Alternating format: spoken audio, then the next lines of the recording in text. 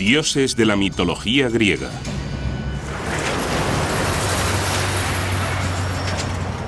Atenas, Grecia. Una ciudad que bulle con el comercio y la cultura. También es una ciudad de fe griega ortodoxa, parte del gran brazo occidental del cristianismo.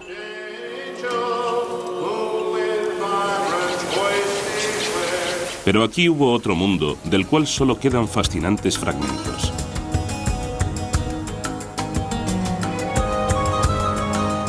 Aquellos que se aproximan al pasado van en busca de un mundo que era igualmente bullicioso, igualmente piadoso.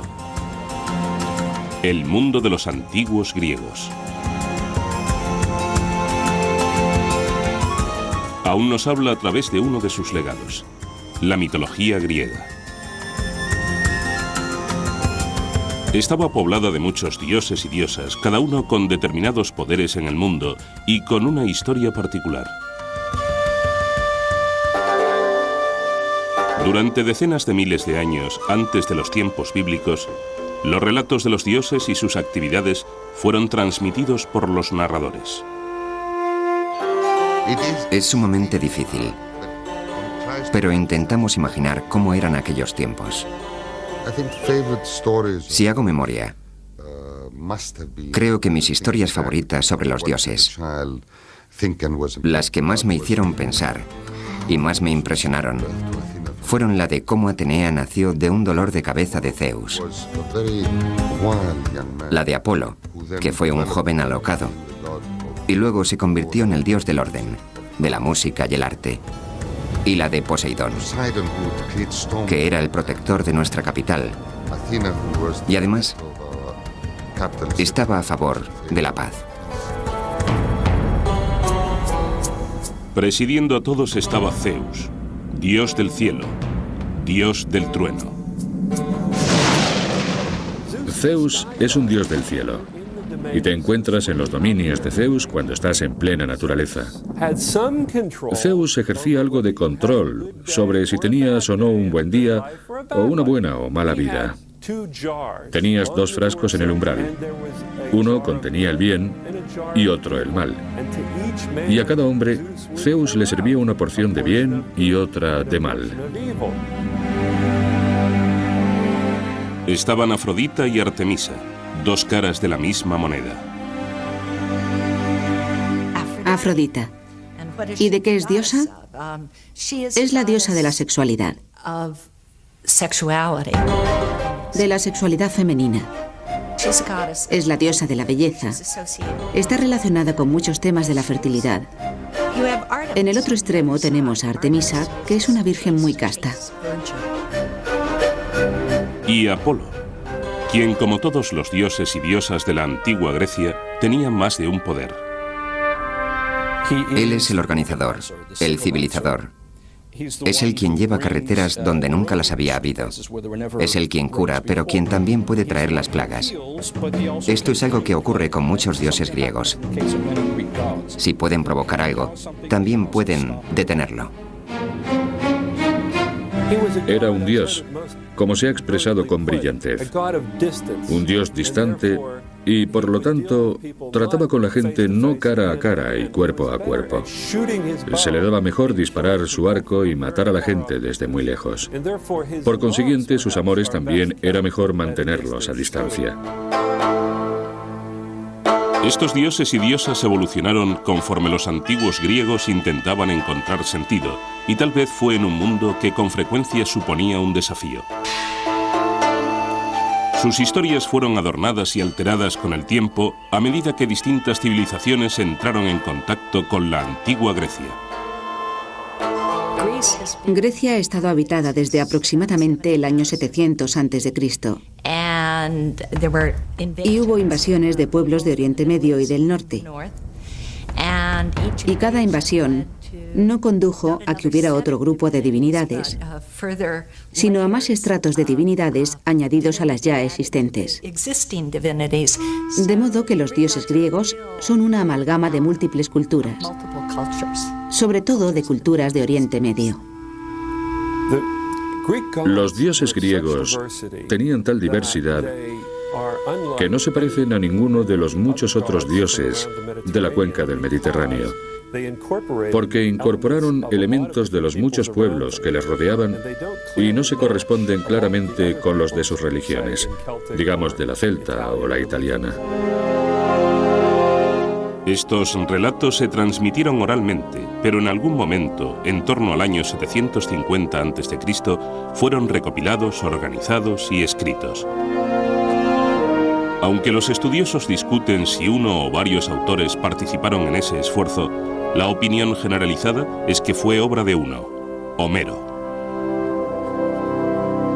Que sepamos, la auténtica cristalización de la mitología griega tuvo lugar hacia los tiempos de Homero, en el año 750 a.C. Y con Homero encontramos la creación de la mitología griega y la de los dioses. Homero le dio sus dioses a los griegos. Él les dio, de hecho, lo más parecido a una Biblia que tuvieron los griegos. En el principio, nos dice Homero, estaba Océano, un espíritu con forma de un gran río circular e interminable que desembocaba en sí mismo. También había otra presencia, Tetis, a veces llamada la primera madre. Cuando finalmente se unieron, iniciaron la estirpe que con el tiempo produjo los dioses y diosas de los antiguos griegos.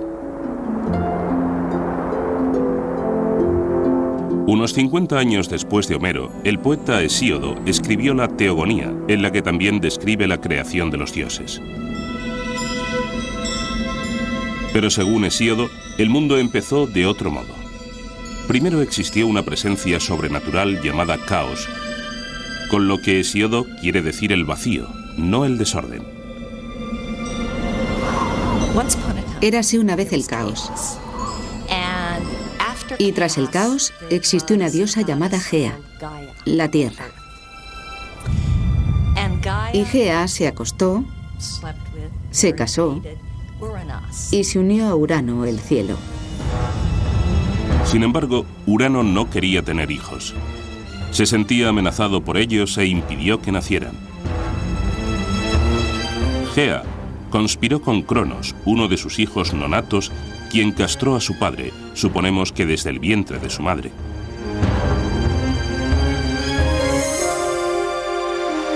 Los genitales amputados de Urano cayeron al mar, del cual surgió una sorprendente entidad, Afrodita, diosa del amor. Estos relatos componen lo que se conoce como mitología griega, que se deriva de la palabra griega mitos. Da a entender algo falso. Pero para los antiguos griegos, estos relatos eran una cuestión de fe. Les ayudaron a explicar cómo y por qué el mundo funciona de la forma que lo hace. Curiosamente, el amor y la guerra, o la violencia y el sexo, están profundamente ligados en la mitología griega. No solo en esta, sino en diversas mitologías. ¿Por qué están conectadas estas dos cosas? Creo que los pueblos antiguos, y sin duda los griegos, creían que los sentimientos profundamente apasionados estaban conectados de alguna manera a la mente y las emociones humanas. Es decir, los grandes deseos y los grandes miedos o los grandes odios estaban de alguna manera relacionados. De esta manera, los relatos y personajes de la mitología griega tenían una aplicación en la vida real. La historia de la creación de Hesíodo sigue narrando cómo Cronos libera a sus hermanos y hermanas del vientre de Gea. Esos seres serían conocidos como los titanes, nacidos solo después de que su padre fuera castrado. El tema del conflicto entre padre e hijo tiene continuidad cuando Cronos termine matando a sus propios hijos. Cronos se casó con Rea. Cada vez que Rea daba luz, él devoraba a su hijo. Rea quería intensamente tener hijos, de modo que cogió a un bebé, Zeus, cuando nació. Lo envolvió y lo escondió en una cueva en Creta, donde se criaría. Y le dio a Cronos una piedra envuelta en pañales que éste devoró creyendo que se comía al bebé. Bien, Zeus creció, vino, atacó a su padre y todos los hijos surgieron. Y ese fue el principio de los dioses olímpicos. Zeus recuperó la piedra con la que su madre engañó a su padre. Incluso ahora puede verse en el santuario de Delfos. Siempre existe una especie de conflicto innato entre padres e hijos.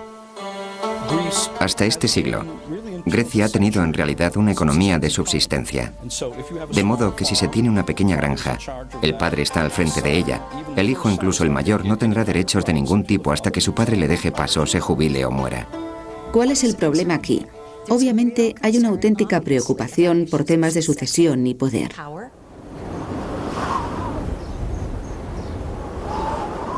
Una vez que Zeus salva a sus hermanos y hermanas de su padre, toman el monte Olimpo. Desde ese bastión luchan por el control del mundo contra su padre, sus tíos y tías, que eran todos titanes. Finalmente, los dioses y diosas del Olimpo se impusieron. Reconocieron a Zeus, que también es dios del cielo, como su rey.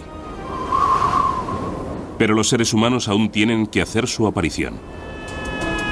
A continuación, la excitante e inquietante llegada de la humanidad al mundo.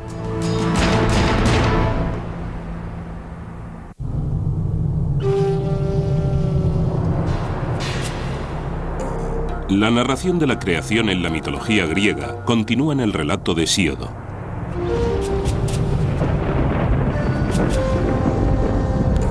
Generaciones de dioses continúan luchando unos contra otros antes de la llegada de la humanidad al cosmos. Creo que dice algo muy interesante de una cultura. Si ésta considera como momentos de formación tanto los de conflicto como los de producción unificada, de producción pacífica. Cada vez que estudio o enseño un curso que trata de la mitología griega, no deja de abrumarme lo persistentes que son esos conflictos. Tras triunfar sobre los titanes, el gran dios Zeus se casa con Metis, una titán, y por lo tanto, su tía. Con el tiempo, tienen una hija que nace totalmente desarrollada y armada de su cabeza. Es Atenea, la diosa de los guerreros.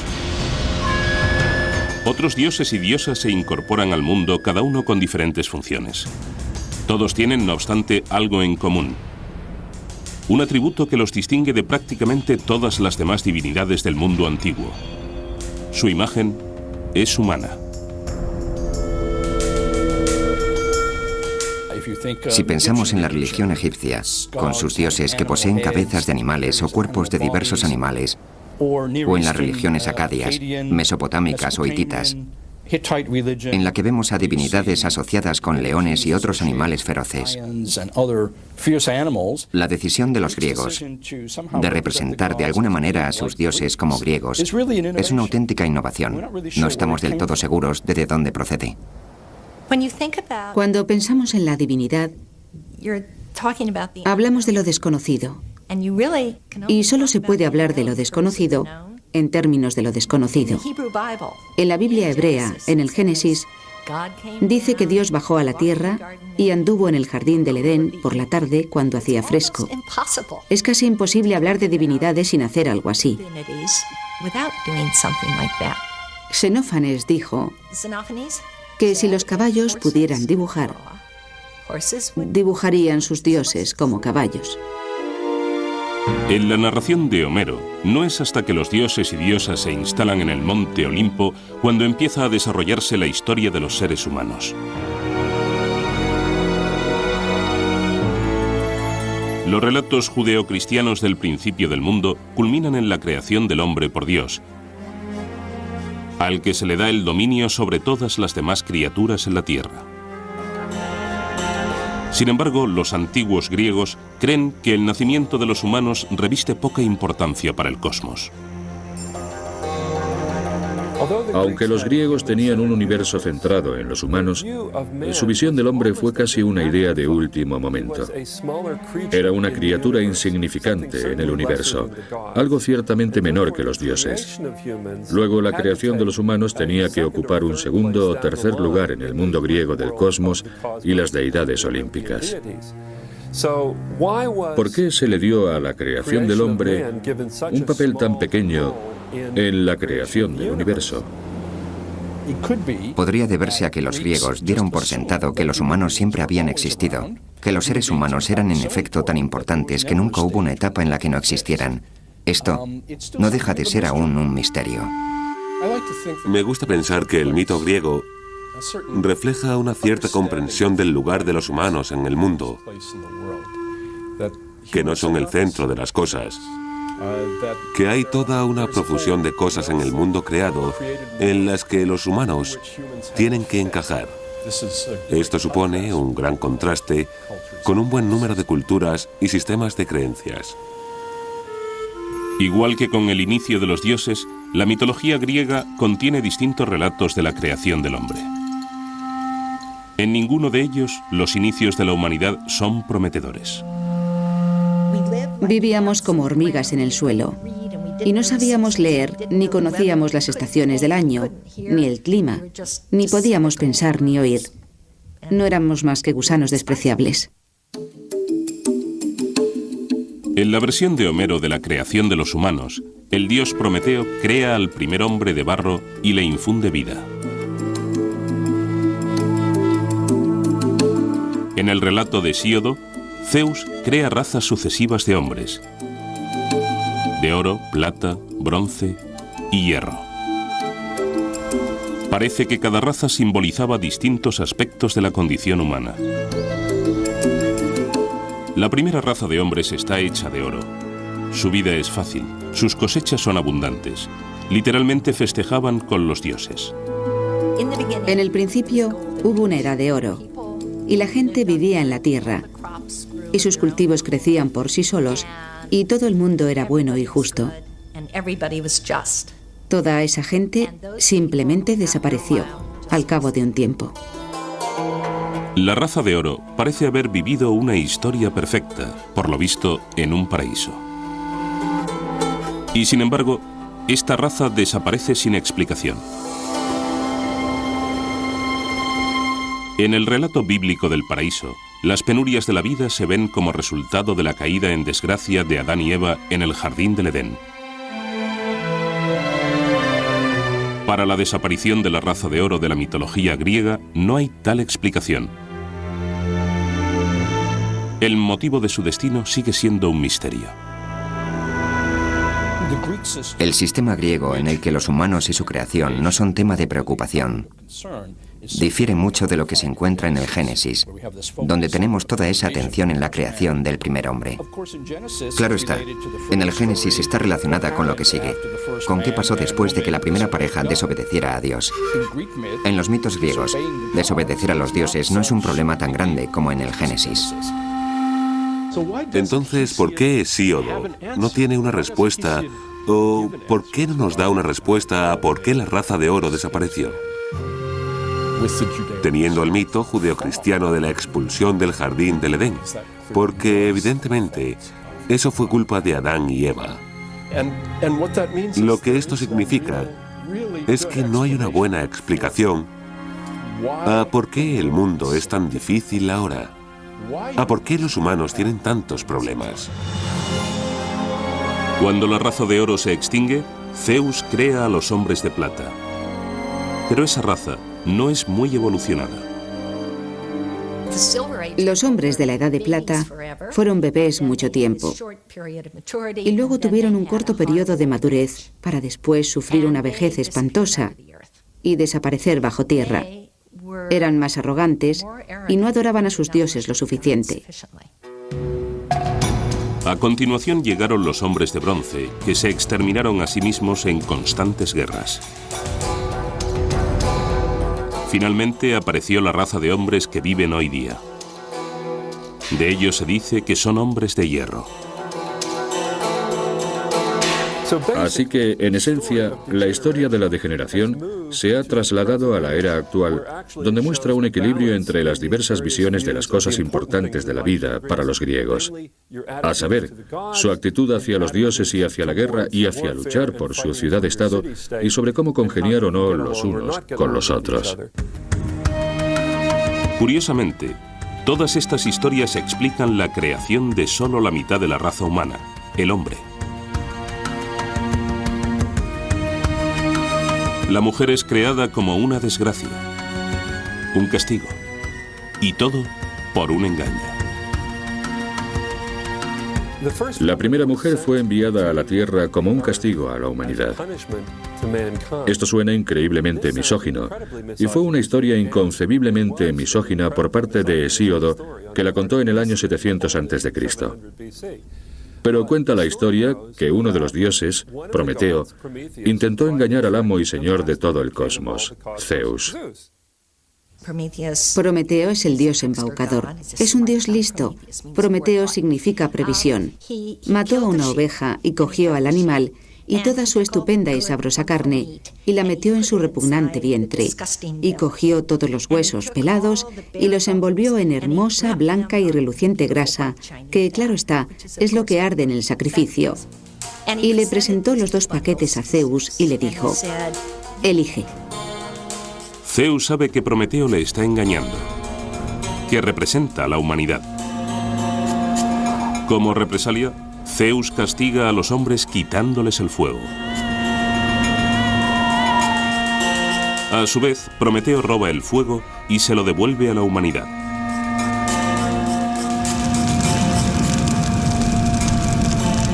Y por robar y devolverle al hombre el regalo del fuego, fue castigado indirectamente por hacer que se creara una mujer que le fue entregada a los seres humanos.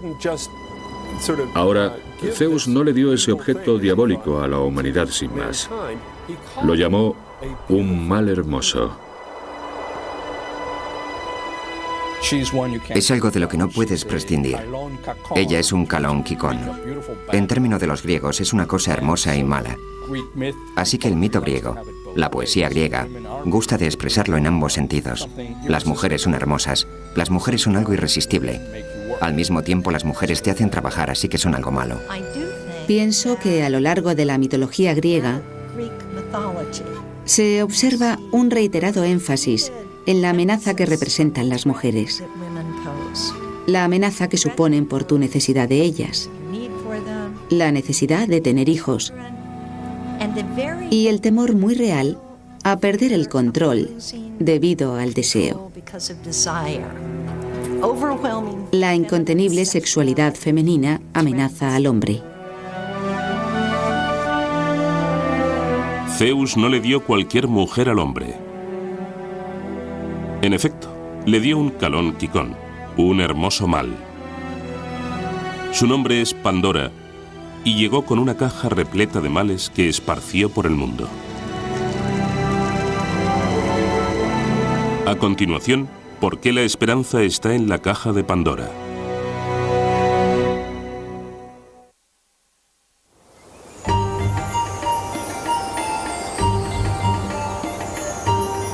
La primera mujer en la mitología griega es Pandora, y su historia recuerda la de Eva y el fruto prohibido en el jardín del Edén. Se le entrega una caja y se le dice que no la abra, pero Pandora lo hace.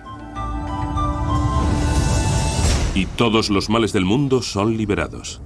La enfermedad, el dolor, el sufrimiento, las plagas. Demasiado tarde cierra la caja dejando solo una cosa, la esperanza. ¿Pero qué hace la esperanza en la caja llena de males de Pandora? La esperanza está ahí como un mal, lo cual creo que es fascinante. La esperanza es un mal, porque te permite actuar con la sensación de que puedes controlar el futuro. Y en Hesíodo eso es muy peligroso. No puedes controlar el futuro, y hacerlo es obrar engañado. ¿Es la esperanza algo bueno o malo? A los griegos les gustaban este tipo de dilemas porque la esperanza puede ser buena o puede ser mala. De modo que fue dejada con ambigüedad en la caja para que los humanos la usaran o la evitaran. Pandora es quizá el más importante, pero sin duda no el único ejemplo de mujeres que son el origen del mal en la mitología griega. Algunos estudiosos encuentran un significado más profundo a este menosprecio a las mujeres y señalan a Afrodita, la diosa del amor. Si miramos a los mitos de Afrodita, que es lo más hermoso y sexualmente deseable que pueda haber, los hombres la temen. Vio a un hombre, un ser humano, Anquises, en una colina a las afueras de Troya y quiere acostarse con él. Se le aproxima y él le dice: «Eres demasiado hermosa para ser humana. Tienes que ser una diosa y no quiero acostarme contigo». Y ella le responde: «No, solo soy una doncella de los alrededores». De modo que se acuestan y cuando él despierta, ella ya ha adoptado su personalidad de diosa y él se aterra. Le aterra que vaya a ser castrado, que vaya a perder toda su fuerza. En contraste, los antiguos griegos creían que Atenea, una diosa sin papel sexual, era una gran fuerza del bien. Atenea es la protectora. Atenea es la divinidad guerrera que encabeza la guerra de defensa justa. Ella es la diosa de la ciudad y, en muchos sentidos, la divinidad más importante que tienen los atenienses. Y eso puede ser válido para muchas otras ciudades donde existe una acrópolis con un templo de Atenea en la cima. Por lo tanto, el mundo de los dioses y diosas griegos no es simplemente una colección pintoresca de relatos, sino una ventana a una civilización antigua, a sus ideas y a sus valores. El tipo de pensamiento indirecto que se observa en los mitos, el tipo de narraciones que saltan de un sitio al otro, que introduce criaturas extrañas, se parecen mucho a los sueños. De modo que creo que la pregunta es si los mitos griegos son de alguna forma la consciencia colectiva de la civilización griega, en una época temprana. De forma consciente o inconsciente, los dioses están muy presentes en la vida cotidiana de los antiguos griegos. En cada montaña, en cada planta, en cada una de las emociones que experimentaban, pensaban que detrás había un dios controlándolo todo.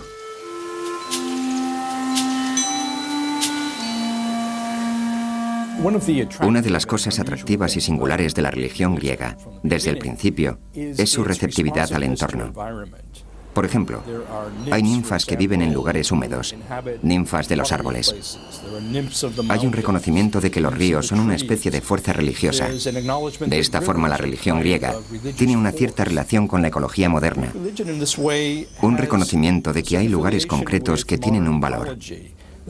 Una especie de cualidad divina, una cualidad sagrada. Los griegos tenían términos concretos para sagrado. De hecho, tenían varios términos para sagrado. Uno de ellos es Iros.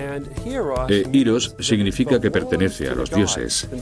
En realidad, la palabra griega para religión es Tagira, las cosas sagradas.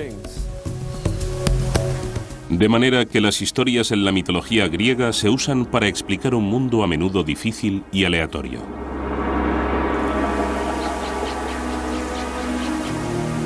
El invierno nace cuando Perséfone, la hija de la diosa Deméter, es raptada por el dios Hades y llevada al infierno para ser su esposa. Deméter estaba terriblemente alterada por haber perdido a su hija y empezó a recorrer el mundo en su busca. No pudo encontrarla. Lloró, gimió, los cultivos no crecieron y por lo tanto los dioses no recibían suficientes sacrificios. Algunos dioses acudieron a Zeus y le dijeron: «Tienes que hacer que Perséfone vuelva con su madre, que ésta haga crecer los cultivos para que recibamos nuestros sacrificios y la gente no muera». Al final, a Perséfone se le permite volver con su madre, pero con una condición. Cada año, Perséfone tiene que pasar 3 meses con Hades. Es durante ese periodo que su madre Deméter, la diosa de la agricultura, está inconsolable, y de ahí que cada año los campos estén yermos durante el frío invierno. De ese modo, las grandes penurias de la vida eran explicadas. Las dificultades personales, sin embargo, a menudo se explicaban como producto de alguna ofensa a los dioses. Aquellos que ofendieran a los dioses eran castigados, no por una autoridad terrestre, sino por los propios dioses.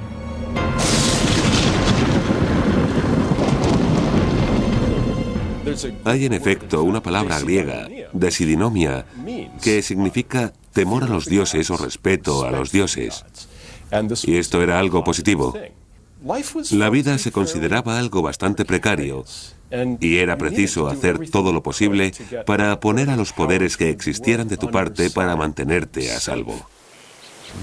Muchos vivían apenas a una sequía de distancia del hambre. Y no se puede jugar con un mundo así.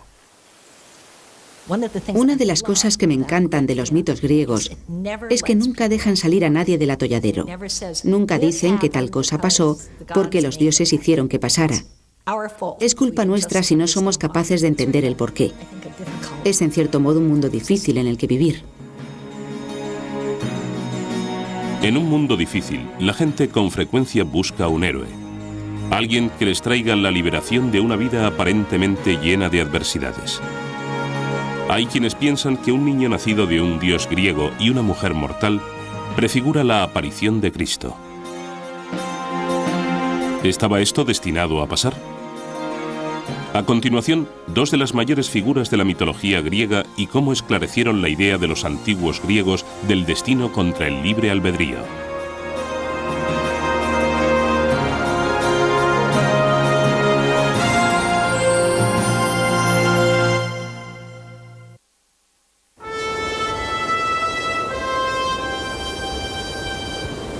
Una de las figuras más famosas de la mitología griega pudo haber contribuido a preparar el terreno para un acontecimiento posterior fundamental en la historia humana.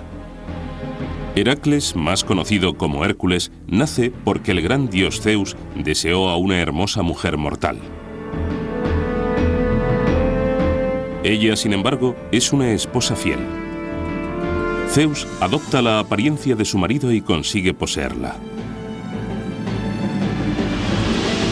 El ultraje es aún más grave porque el propio Zeus está casado con una de sus hermanas, Hera. La idea de que los dioses no siempre son éticos, no siempre son honestos, es una que tiene sentido cuando piensas en ello. Y los griegos parecieron sentirse a gusto con ella durante muchos siglos. Tiene sentido porque si los dioses son humanos, pero de algún modo mejores, más fuertes, más poderosos, inmortales, nunca tienen que atenerse a las consecuencias de aquello que hagan. Mientras que los humanos, sí. El peso de obrar éticamente, de pensar en las consecuencias, recae en los humanos, no en los dioses. Hera no puede descargar su ira contra Zeus.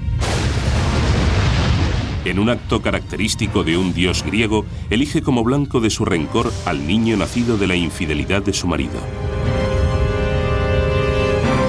Heracles tal vez sea el héroe griego más famoso, una figura especialmente importante en la mitología griega. Incluso en su infancia, Heracles está dotado de una fuerza extraordinaria.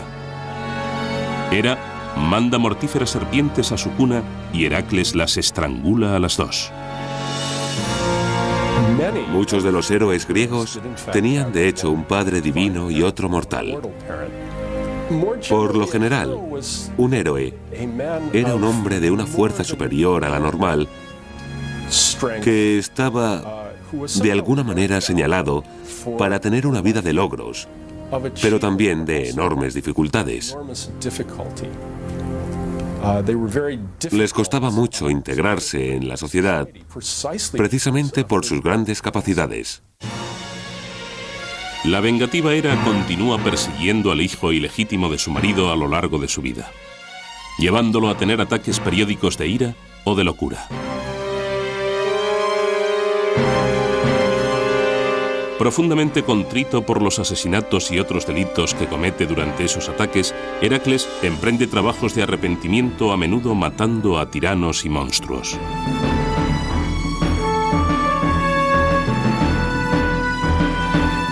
Al final de su vida, a Heracles le es concedida la inmortalidad y llevado por su padre, Zeus, a vivir con él en el monte Olimpo.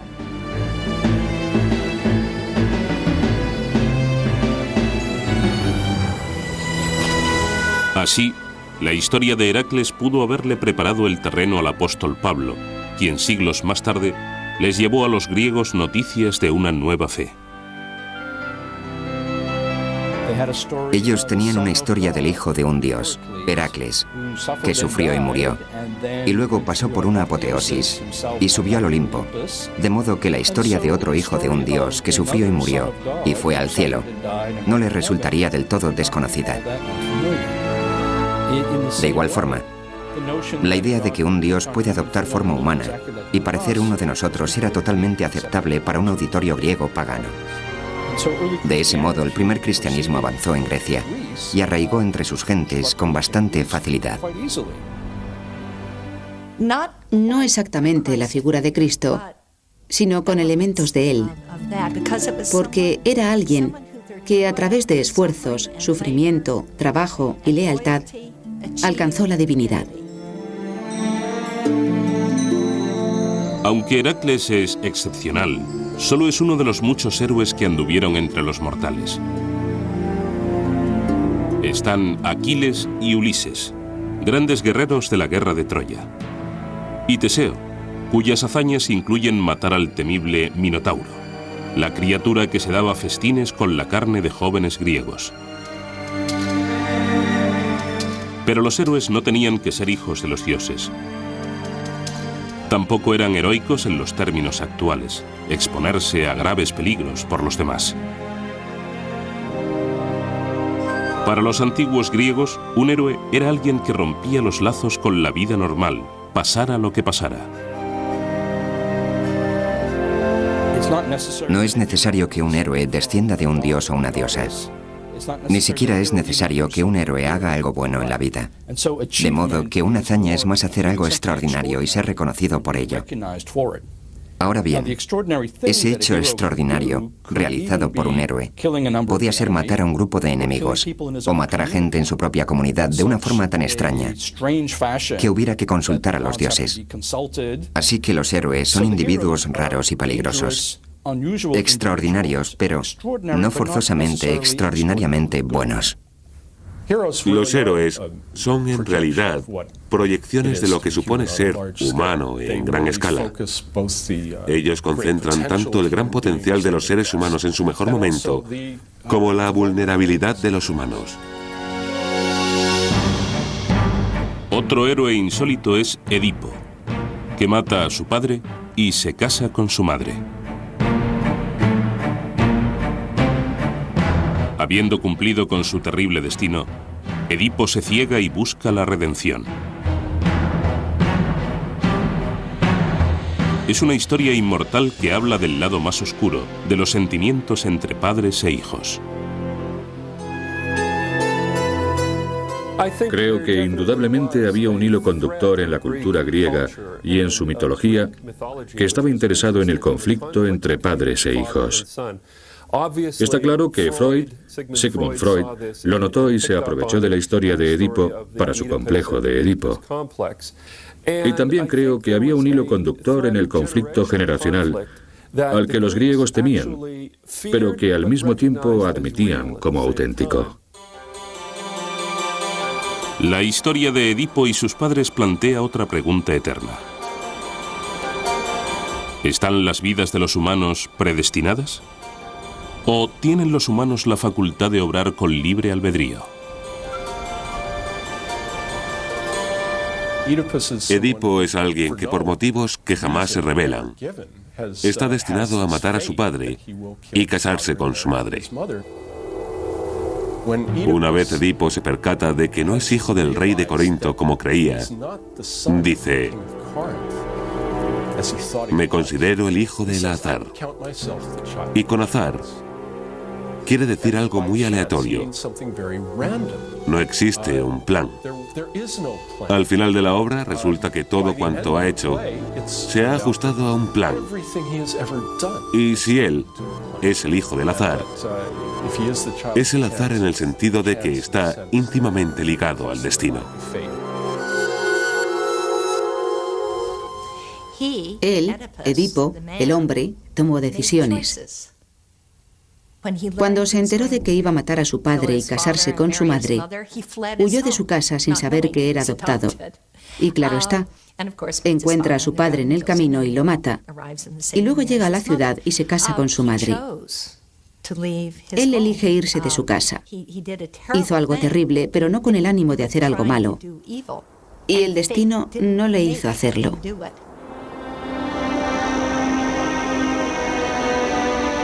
El problema del destino de una persona contra el papel del libre albedrío era de tal importancia para los antiguos griegos que personificaron al destino en la forma de 3 diosas.